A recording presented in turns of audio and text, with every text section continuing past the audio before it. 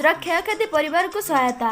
बात्या यशर प्रभाव राज्यव्यापी क्षयक्षति होता बेले ता बालेश्वर जिलार खूब प्रभाव पड़ी।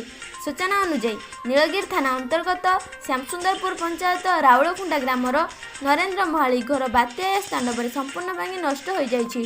फल प्रशासन को यह बाबद को जणाइथिले भी प्रशासन विलंबता बिचारा दिन मजुरिया खटिकिया घर पुनर्निर्माण पैसा पाइबे कौठू। पुणी अन्यपटे देखा गले बात्या नरेंद्र महालिक परिवार रहा खायापी बारद्वार होती। तेणु खबर पाई महावीर फाउंडेशन समस्त सदस्य उक्त परिवार पाखरे पहुंची घर पुनर्निर्माण आर्थिक सहायता सह खायापी सुखिला खाद्य राशन सामग्री जगाई।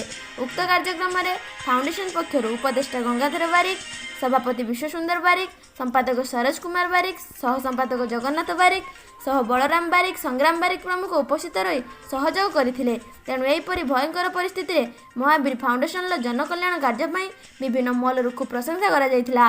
बालेश्वर जिला नीलगिरी चिन्मय सांग रिपोर्ट श्रीक्षेत्र न्यूज। जाना पाइलु जे मौसी घर जो साइक्लोन आमर गैस ओडिशा को आसला द्वारा घर पूरा भांगी जाइए बहुत असुविधा रोच। तो आमे आमर जो ग्रुप हो महावीर फाउंडेशन ये ग्रुप माने आम जहाँ भी असहाय लोक आम कि कौन सूत्र खबर पाऊ तो आम साहाय्य करने आम प्रस्तुत अच्छु। तो आम खबर पाई सका घर परिदर्शन आसी सब देखला बहुत दुख लगिला।